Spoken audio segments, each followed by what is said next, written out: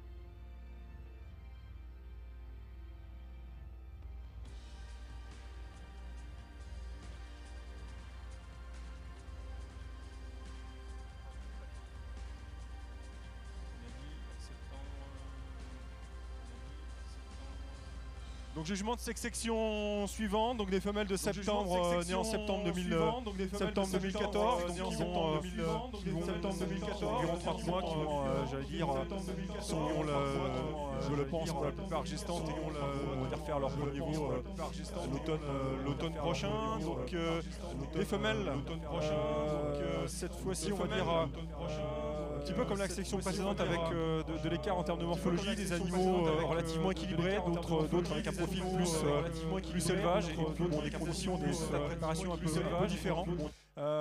Donc néanmoins j'ai fait le choix de mettre la 116 en en première, je dirais, de section, eu égard à son équilibre morphologique entre le développement squelettique et le développement musculaire. Encore une fois, ce terme anglais de well balance, donc une femelle qui est très bien balancée, qui a une longueur de corps associée à une excellente tenue de dos, un excellent filet, un très bon filet, un très joli arrondi de culotte, très bien équilibré, tête relativement racée, tête lourde, un point, je veux dire, sur lequel j'ai déjà insisté, mais je vais être un peu relou, comme disent les jeunes, un peu lourd, mais je pense qu'il faut prendre ça aussi, cet élément-là aussi en compte, c'est l'attitude à se déplacer. J'ai eu un moment d'hésitation, on va dire d'inverser entre la première et la deuxième. Je garde notamment ces attitudes fonctionnelles, si je parle de la première, qui a un angle de jarret à mon sens tant qu'assez coudé. Je pense qu'il faudra être très vigilant au niveau de l'accouplement et des générations futures.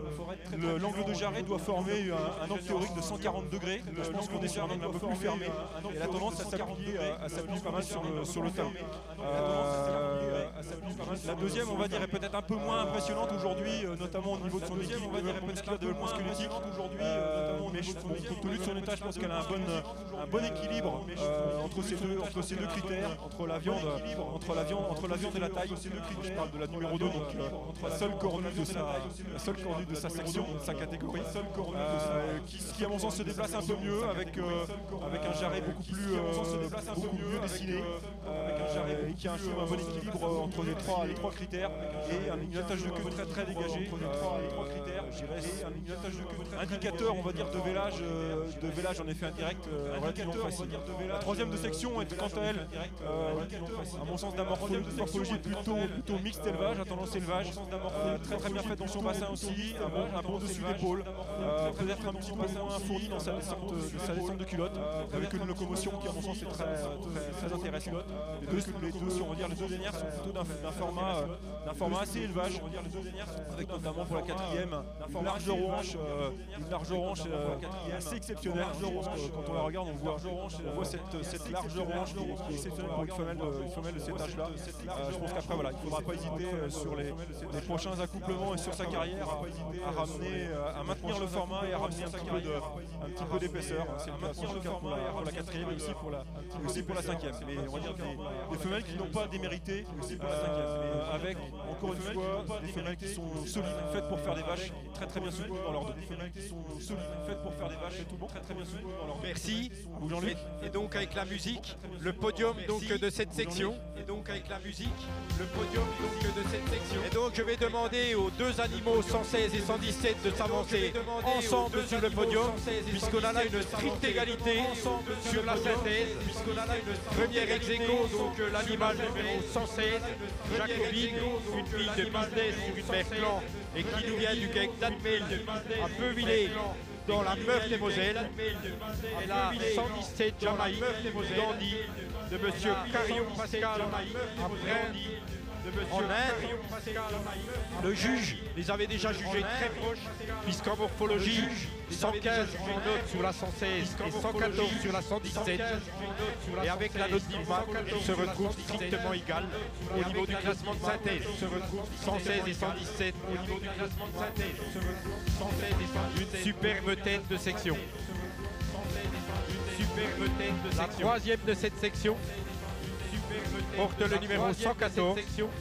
Elle s'appelle Jali, porte le numéro 114 d'Azelier. Sur une mère Jean-Bix. Elle nous vient de l'Université de Lorraine, la Bousule, à la Neuvelot, en Meurthe-et-Moselle. La Bousule, à la Neuvelot, en Meurthe-et-Moselle. La Bousule, à la Neuvelot, en Meurthe-et-Moselle.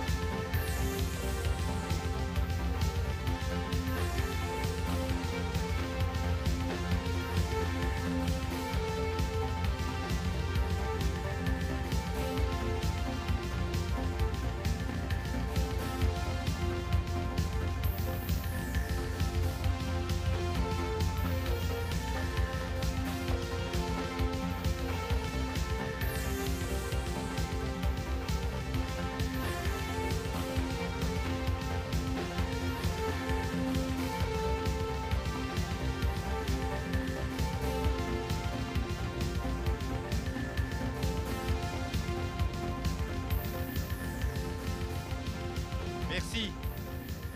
Et donc un petit intermède au milieu du concours charolais, avec un quart d'heure de présentation de deux races qui sont ici donc sur le salon eurogénétique, à savoir récemment en premier lieu la blonde d'Aquitaine et deux animaux